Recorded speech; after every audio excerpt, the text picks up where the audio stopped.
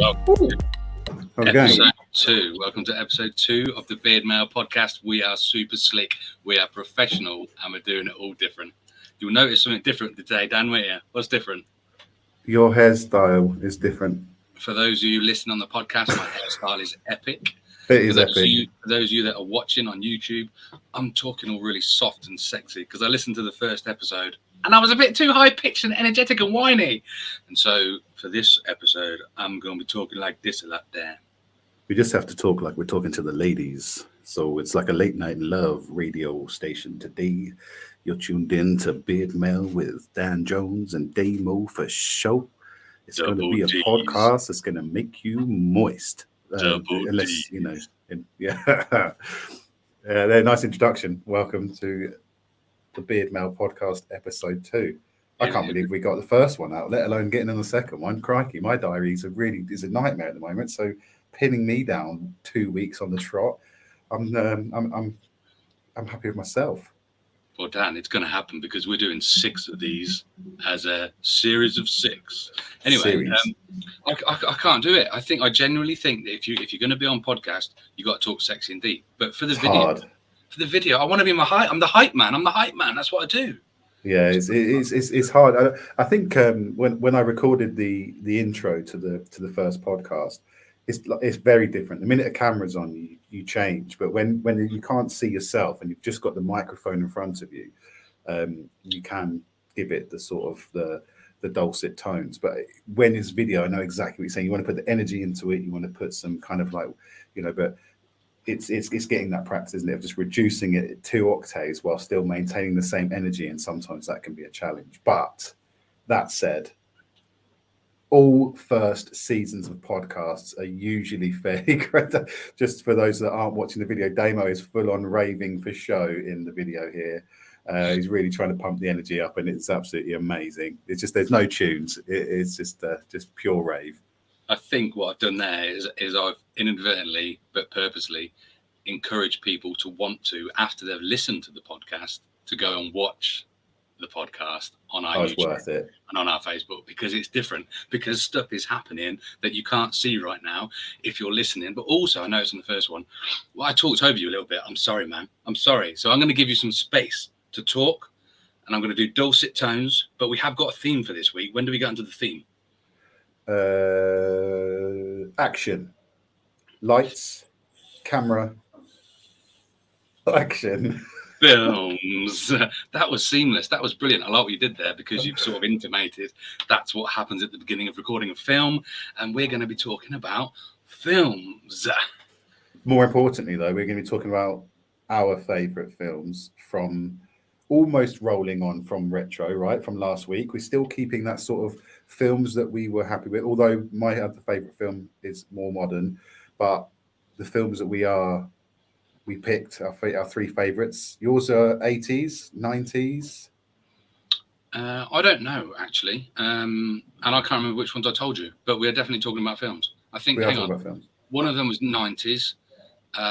One of them was, I don't know, we're better to just, when we start cracking on, we'll figure it out. We can always use so to make sure that we look and sound really professional.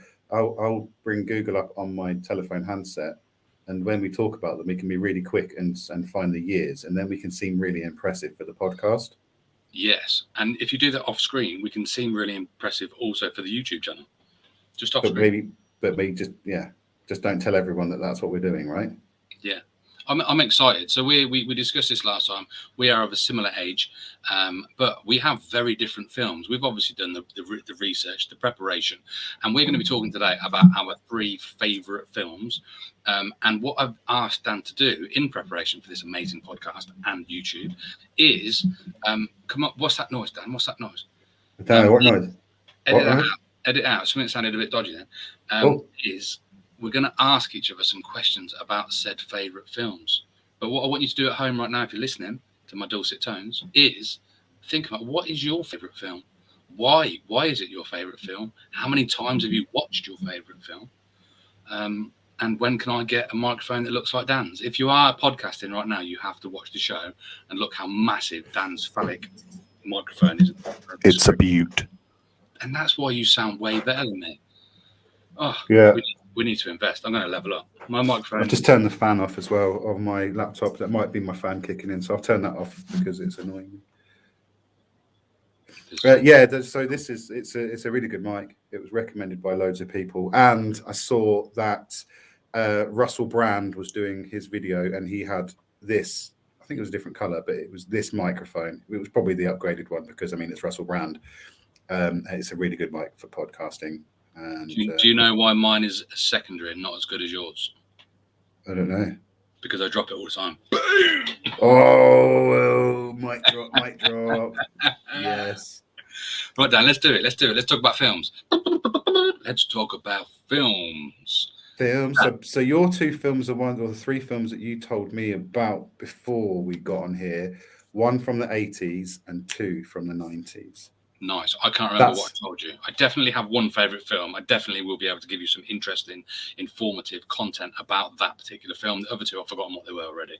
Can I just say what it is? Can I say what it is? So. Yeah, go. So no. So Damo. Yes. What's your favorite film of all time? That's a very good question, Dan, and you put me on my toes a little because I haven't really thought about it. I don't know, Braveheart. Oh, interesting. So that's really good film from the 90s. 1995, I do recall this film being released. Nice. So I would have been 14 years old.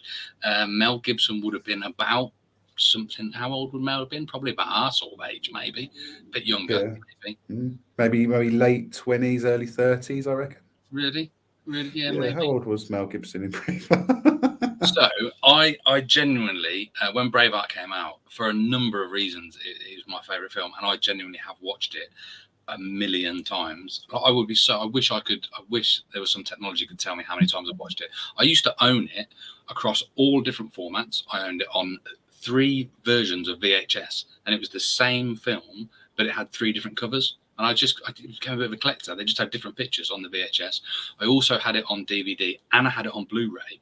And I genuinely, whenever I had 3 hours to kill, I would just sit down and watch it. I don't think it was quite 3 hours, but it felt like 3 hours. I would genuinely watch that film over and over and over. And I like to think I can talk from start to finish and be just like 1 second ahead of all the actors on all the lines. So is the Blu-ray version, is it kind of really remastered and digitally remastered, and does it look awesome? I don't know, because I didn't have a Blu-ray player as such. I think I played it on my PlayStation, which had Blu-ray capability. But the main difference was that you had a director's cut on it, and you could press buttons and stuff, and it was more interactive, and it would tell you stuff about stuff. Nice. I don't have that anymore. I think I had a car boot sale and got rid of the lot. Still my favourite film, though. Nowadays, just watch it on Netflix, Prime, whatever's out there. So I've got a question for you. Shoot. And it's one of those, what character says this question? So it's not going to be, can you do your amazing impression? Can you? Because I can't. I'm gonna try this in my worstest Scottish accent, and I'm probably going to sound like Australian or Indian, or a combination of an Australian Indian, but I'll try it anyway. An Australian Scot would be good, because that's Mel Gibson all over. Smart enough to get a dagger past your guard, old man. More like that is so good. That is so good. That's supposed to be the Irishman. Oh, fantastic. So whether you got it Indian or Scottish or South African or whatever that was, that's the Irishman. And Stephen is my name. I'm the most wanted man on my island. Except I'm not on my island. Would it be more like smart enough to get a dagger past your guard, old man? Yes, that's Stephen, the Irishman, which is one of the best scenes. He has some epic scenes. He becomes, they think he's an assassin to start off with. And spoiler alert, if you haven't watched it, go and watch it quick. And he becomes one of his very close friends and allies. And actually, there's some epic bits in the film that are all down to Stephen. But the answer to your question is, Stephen is my name. I'm the most wanted man on my island. Congratulations. 1 point. Is there any more questions? Not for Braveheart. No. So this is why I'm kind of hoping that when you text me your favourite films, that I didn't just go and find questions that, Just ask me Braveheart trivia, please. I don't know any more Braveheart trivia, apart from, what colour does he paint his face? Blue. What does he put in the person's bed? A horse's head. No, hang on, that's gone. What does he put in the person's bed? It is the horse's head, isn't it? It is the horse's head. He goes into I think it's Mornay's bedroom in a horse, and he clambers whilst riding the horse. The horse clambers on his bed, and then he smashes him in the face with a ball and chain. Oh, that's right. Yeah. I mean, so it's just that kind of real, full scale, just graphic violence, right? It's just, I guess. Let me tell you a little insight about that graphic violence, right? Because this, if we're going to get really filmy, was new in its era. The way that, because Mel Gibson obviously acted in it, but he also directed it and produced it and all the other bits and bobs, which I think is phenomenal to have so many roles and to do it on such a scale.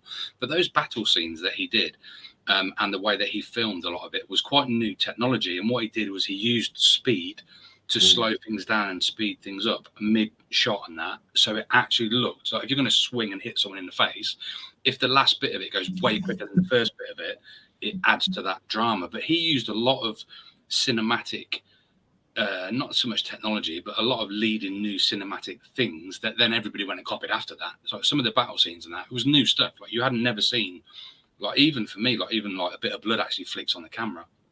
In a scene where normally you'd think, oh, they need to edit that out because it doesn't look very crisp, but actually it made you feel engrossed and incorporated into that battle scene. It's like you were there because you're getting splattered with blood as you're watching it. So yeah, I mean that film was just so good on so many levels from that angle. And also it was a real weird one because it made you want to feel, as an Englishman, it made you feel really bad that the English people were horrible and you wanted to be Scottish. But then you're sort of watching it thinking, yeah, but I'm English, so I probably shouldn't.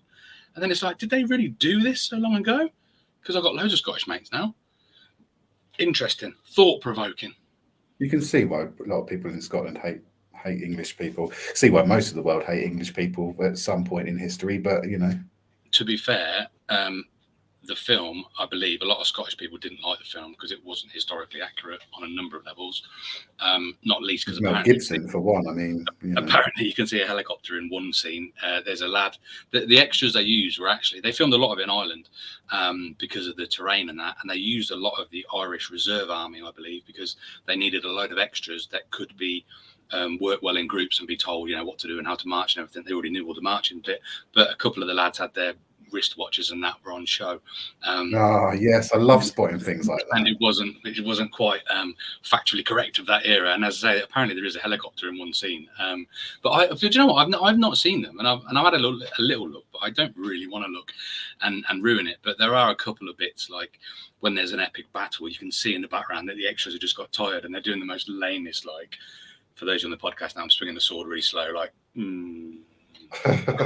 And it's like, yeah, he's knackered. He's been there since 4 a.m. and he's been there for 12 hours getting paid 70 quid a day. I love it. I love it when you do spot things like that. We were watching Titans the other day, and it was Commissioner Gordon, the daughter of Jim Gordon, who's the new commissioner. She's in a prison cell, and she's leaning forward in her wheelchair, and her hair's all down. And then as she kind of wheels out of the cell, her hair's in a bun. It's just stuff like that. It's just like, it's magical, isn't it? It's yeah, my wife's really good at spotting some of that. Okay, so do I ask you what your second one is, or are we going to do one each? How are we doing this? We could do a 3-hour special where you just test me on Braveheart stuff, because after you asked me that question, I felt really clever. I'm like, I want more. Is there no more questions? Come on. Not about Braveheart, no, because we've got 3 films to cover and we've got about 16 minutes left. We've hogged the mic for like 14 minutes about Braveheart. Hey, I'll tell you what. How about I ask you about your film? So, my favourite film and why? Is the question I was going to ask you? Yes. Well, I kind of have 2. I have one film. There's 2. I'm going to go with Spaceballs only because. That's going to ruin all my questions then, because all my questions are about the other one. Oh, really? So I go with my all-time favourite film, which is Stand By Me. Yeah, go with that one. I just, for me, that was a film that I loved as a kid. I love now, and I would probably say that's the film that I've watched the most times in my life ever, and I still have it on VHS. For those of you at home who've not seen Stand By Me, Dan is going to give you a very brief summary of the film and its morals. Go. I don't know about moral. Well, moral, yeah, I guess it's just an awesome film about 4 kids going on an adventure together and like overcoming loads of really harsh obstacles, and then they find a dead body, and and then they kind of walk back, but loads of kind of crazy shit happens, and it's just like four lads just doing stuff through the woods and getting chased by dogs and getting leeches on them when they jump in the lake. And it's just, I guess, as I was watching it, I was probably about the age that the kids were being portrayed in, and it was that epic adventure that as a kid I probably would have loved to have gone on. And yeah, I don't really know what the moral of the story is, to be honest. It's just if you were advertising Stand By Me, so for example, Braveheart, I would say Braveheart is a story of love, betrayal, fierce battles, loyalties, treachery, sacrifice, and love. I would say what's yours about? I would say Braveheart. I would say, can I talk about Braveheart now? I would say Stand By Me is a film all about friendships and the frustrations of growing up as a young kid, but yet sticking together to get shit done. I like it. That's better than the first one you said, which is like, it's about four lads just going out doing stuff and finding a dead body. Yeah. Oh, but it kind of is though. I mean, they go walking for ages, and it's just like, loads of stuff happens. Like young kids, do stuff. But I guess if you've got questions, then hopefully I can remember the film enough to. Well, I tell you what. You came up with one question for me about Braveheart. I have got a quick fire, rapid round of lots of questions for you, Danielson. Are you ready? No. In the movie, what is Geordie's mother called? No idea. I actually don't know her mum's name. Terrible. It was Dorothy. Dorothy.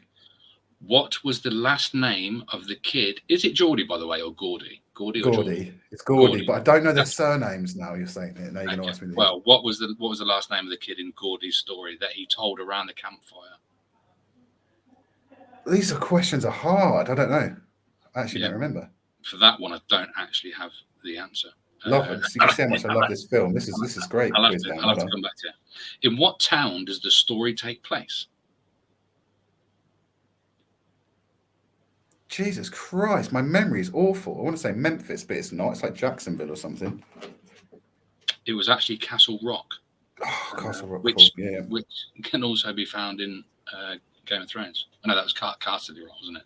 I really should have gone for Spaceballs with these questions. Go on, Karen. What is the name of the university on the flag they show on Denny's wall? I don't know. I don't pay that much attention. What song is playing as the boys are walking the tracks and eating their breakfast? Well, I want to say it's Stand By Me by Benny King, but it's not. Yeah, I'm going to have to start giving some of these up, aren't I? So hang on. The flag on the wall was Michigan State. The song that is playing is Hushabye. Which of the following characters is played by River Phoenix? Was it, you get this, it's multiple choice. Was it Vern Tessio, Teddy Duchamp, Gordy LeChance, or Chris Chambers? Which one was River Phoenix? Not to be confused with Wham. So it's not Teddy, because Teddy's the guy with the glasses. It's not Gordy. Say the names again, because it's just to confirm, we're not looking for who it isn't. We're actually looking for who it is. Vern, Teddy, Gordy, or Chris? Chris. It was Chris Chambers. Congratulations, you are a super fan. What is the name of the newspaper which Gordy is reading in the beginning of the movie? I don't know. The Oregonian. Who plays Chris Chambers? Oh, you should get this one. Oh, River Phoenix. Correct. River Phoenix. Which actor plays Ace in the movie? Oh shit! It's the guy with blonde hair, and he's in the vampire film, and I can't think of his name off the top of my head now. It's the guy from the vampire film, isn't it? And his name is. It's not. Oh my God! Where's his name? I know who he is, but I can't think of his. He's a massively famous guy who's in loads of stuff, and I can't, for the life of me now, pull his name out of my hat. What actor plays Ace in the movie? It's the vampire guy, isn't it? I'll give you a clue. It's not Donald. It's not Donald. That doesn't help me at all. Why is his name gone? I know exactly. I can picture his face. It was right there on the tip of my freaking tongue. Don't say anything. Don't say anything because my brain's gone blank. But yeah, I will give you 24 hours to figure it out. Thank you. Oh my God. I even said my son looked like him, like when he had his hair up in a kind of a bit of a crazy quiff, and like my eyes, Jem. A little bit, but blonde, right? The guy's blonde. He's Yeah. also plays in the vampire in that massive film about vampires, not Twilight, but the old one. And all of a sudden, my brain's dead. But it's a weird name, isn't it? It's not. Yeah, It's not. yeah. Like I said, I'll give you 24 hours to figure it out. You know, and you mentioned these 4 young guns in the show. Yeah.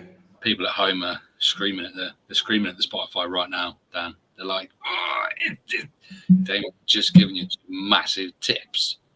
Kiefer Sutherland. Yes, congratulations. Google is working on your phone. I saw you down. I saw you down. I had to. It was doing my head in. I could not think of his name. I could picture his face. It was killing me. I could describe the guy's looks and everything. And I could, anyway, yes. Anyway, that was shit about the questions. I don't know. I don't really pay attention to stuff like that in films. I think we should just skip the questions because you're not doing so well. But call yourself a fan. I mean, I love it. Seen the film loads of times. I can't necessarily recall. My memory record, my recall is really bad. Like if I was watching film, I could tell you what comes next. If I was watching the film, I'd be able to like listen to what they were saying, and I could like say it back. Or yeah.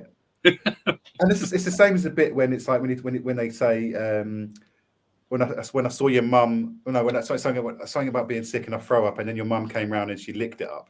When it comes to parts of that, I could probably remember as I'm watching it. But I have one of these weird sort of memories where my recall from standing is crap. But if I get a bit of a head start, I know what I'm saying.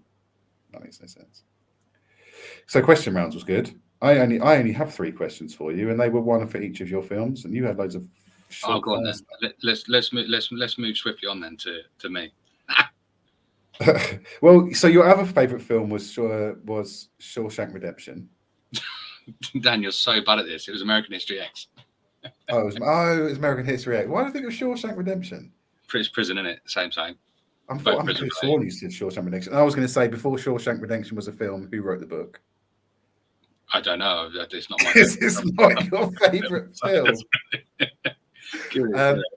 And then my other question was because you said that one of your other favourite films was Karate Kid. Literally because I just happened to have a Cobra Kai t-shirt on, so I thought, throw that in. Go on then. And the question was who is the first friend that Daniel makes? Joe Esposito. No, I didn't know the answer down. When was Karate Kid? When was it released? Hang on. The first friend that he makes, it's not Joe Esposito. Joe Esposito is the guy who sang the song "You're the best." Nothing's ever good. The first friend that he makes is Mr. Miyagi. It's actually Freddie. No, sorry, I thought you meant real friend, not just like token. You're the first guy that I'm in a new town. I'll talk to you. Like his first real friend, Dan. Let's be honest, Mr. Miyagi. Who played the Karate Kid? Daniel LaRusso. I think was that Morgan Freeman. He was a Big Red, wasn't he? Big Red, Morgan Freeman. Is that right? We've had a crossover. Ralph Macchio for show. Ralph Macchio for show. Yes. According to the Cobra Kai, what 3 things do not exist in their dojo? Fear does not exist in this dojo. Pain does not exist in this dojo. Mercy does not exist in this dojo. I don't know, I'm getting confused because obviously Cobra Kai, the modern day era, it's got traits of the olden one, but I've got to think back to the olden days. Is that right? Pain, fear, mercy, love. I think it's pain, fear, and defeat. But the answers are kind of multiple choice, and I have to enter it to see if I'm correct. Oh, I see. Yeah, well, definitely love doesn't exist in that dojo. Put him in a loads of questions about Karate Kid. So referring to your Cobra Kai t-shirt, have you watched the Cobra Kai series then? I have, but I mostly wanted to talk about American History X. That's why I said to you, Dan, my second favourite film in the world ever is American History X. And actually only happened because I used to think Braveheart was my best film in the world ever. And then I watched American History X. I was like, oh my God, this is my best film in the world ever. And tell me about American History X. Tell me about it. Okay. So American History X, if you haven't seen it, in a storyline, it's about a young guy who's brought up, has a tragic event happen to him, and he becomes a racist, and he goes on to lead a white supremacist sort of gang and that, and then he actually kills a guy. He goes to prison, and in prison he learns about himself, and he learns about life, and he learns about stuff that he needs to know, and he actually turns his life around, right? But in the mix-up of all that, when he's changing his ways and his thoughts and beliefs, his younger brother is following in his footsteps and getting into trouble. And when he comes out of prison, he's saying to his younger brother, "Don't get involved in this shit. You've been brainwashed by these white supremacists, and actually everybody's all right. White, black, it doesn't matter. Everybody's all right." And it made me cry. It was the first film I'm crying, and I'm fighting back these tears down. I'm like, whoa. But it was cool because it was like there's some iconic scenes in it, and I'm a massive Edward Norton fan, and I just love that he can play such different characters in such different films. And for this particular role, he looks like a hench, and he looks badass, and he's got a shaved head. And at the time, I had a shaved head, and I always looked at his physique and thought, I want to have a physique like that. Still haven't got around to it yet. It's on the list of things to do. But just an absolutely epic film that has got so much significant, meaningful stuff in it, but also it made me cry. So that's why it became my favourite film for quite some time. Okay, so I've managed to, with the aid of the interwebs, I have pulled some questions out for you then. Yeah. When Danny told Derek about the guy breaking into Derek's car, Derek asked Danny if the guy had a gun. How did he word his question?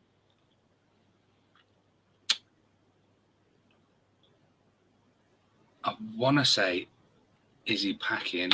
And that's not right. Did he have a gun, Danny? Is he carrying a gun?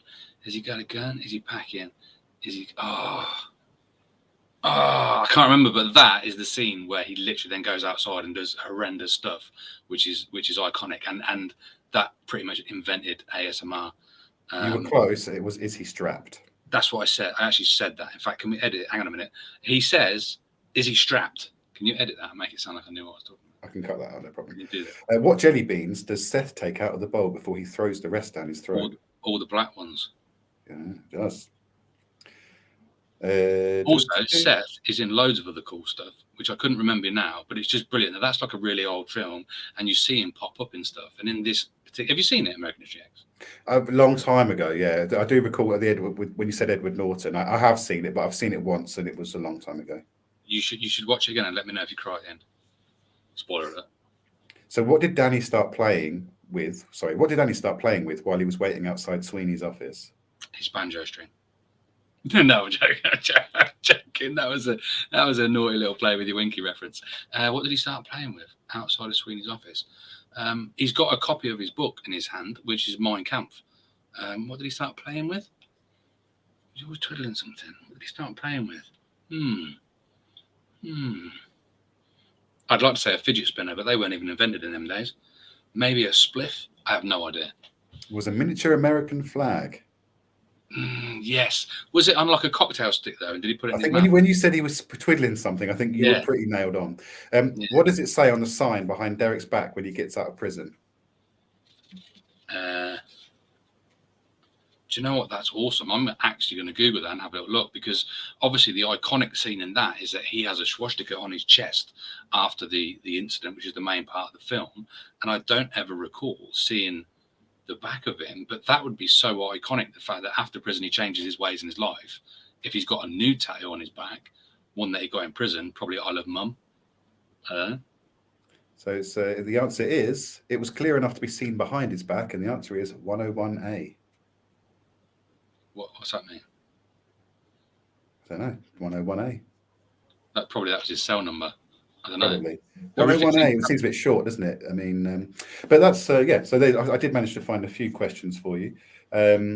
However, Spaceballs and why I love Spaceballs. You be really quick, Dan. What's the synopsis? I've got 15 seconds. So Teachers. Spaceballs, reflecting back on the retro, Spaceballs was one of the films that we had on VHS we only had like a few VHS that we were allowed to watch because they were all my dad's. And I had Spaceballs on a VHS with Dark Crystal. So I literally watched Spaceballs and Dark Crystal for forever. And Spaceballs, just a quick roundup. If you haven't seen Spaceballs, you need to, because it's just a complete rip-off of Star Wars, featuring Rick Moranis as Dark Helmet, who instead of Darth Vader, and it's just absolutely brilliant. Yeah, it's got a dog. It's Lone Star rather than the problem is I start thinking of Spaceballs. I actually can't then remember the characters from Star Wars. So Luke Skywalker is Lone Star, and he's got his friend who's his own best mate, which is Barth, who's half man, half dog. He's a Mog, and they've got to rescue the Princess Vespa, and it's probably one of the funniest films ever, just because it's got loads of I guess loads of over the head humor for kids. Now I look back at it, I didn't even think about. It's like, I see your Schwartz is as big as mine. Let's see how you can handle it. And the Schwartz is the Force. It's like their lightsaber, but it's a ring that becomes a Schwartz.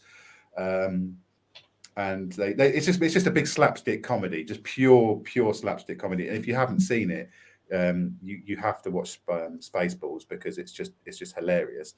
Basically, they're trying to stop the Empire, or the Empire ripoff, from stealing all the clean air from Druidia, because they've got loads of clean air, and whereas the Spaceballs on their little spaceship, they're having to sniff fresh air out of cans. And I need to find. Is it all Star Wars jokes and parody? Because I'm not seeing a lot of Star Wars, because the pew pew pew pew pew gives me migraine with the flashing lights. So not quite. Would I get it? Yeah, I think so, because it's there are some references. Like, obviously in Star Wars, you find out that Darth Vader is Luke Skywalker's dad, and in Spaceballs, he says, and I have to find it to get it absolutely right, "I am your father's brother's nephew's cousin's former roommate." And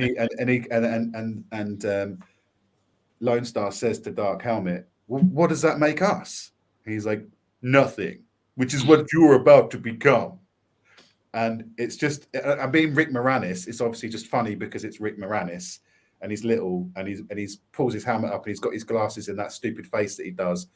Yoda is a guy called Yoga. Yoga, and he has these little things that follow him around. If you don't know Star Wars, they're like the Jawas, but they call them strawberries. And Dark Helmet says, "Yogurt!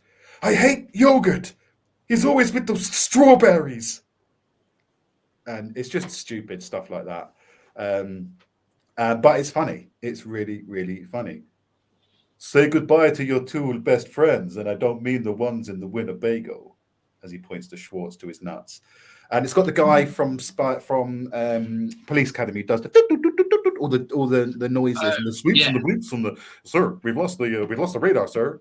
"What do you mean we've lost the radar? We've lost the what? We've lost the radar. We've lost the bleeps, the sweeps." And then it starts oozing with jam, because they jam the radar, and he's like, "There's only one man who would dare use raspberry. Lone Star." So yeah, watch it. You don't have to watch it now, because I've pretty much just told you all the good bits. I'm going to ask you 3 rapid fire questions because we're out of time. Shit. What was Lord Helmet doing privately in his room that he didn't want anyone to see? "You didn't see me." "No, sir, I definitely didn't see you playing with your dolls, sir." Correct. He was playing with his dolls. Take 1 drink every time you hear mention of the character Dom DeLuise voiced. Take 2 drinks if you actually see him. Who is this character? He's the shit. I can't remember his name, but he's the president, right? He's the guy who's like Lord Vader, Dark Helmet's boss. I think this guy's going to be a play on Jabba the. Oh, Pizza the Hut. Correct, Pizza the Hut. Pizza the Hut. Yeah. John Candy plays a creature that is half man, half. Mark. He's a dog. I'm my own best friend. He's half man, half dog. He's his own best friend. Correct. Question 4. What is the first line spoken in the movie?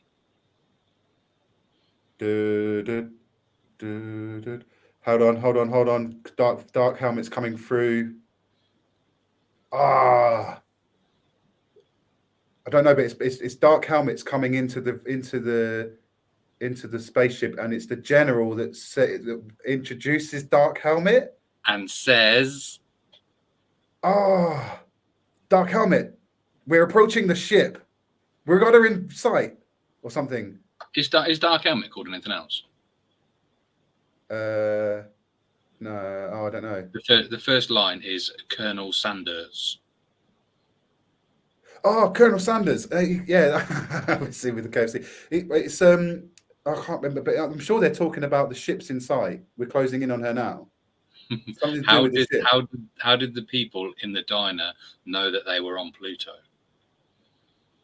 Because there's something about Uranus. Because I can see Uranus From the bark.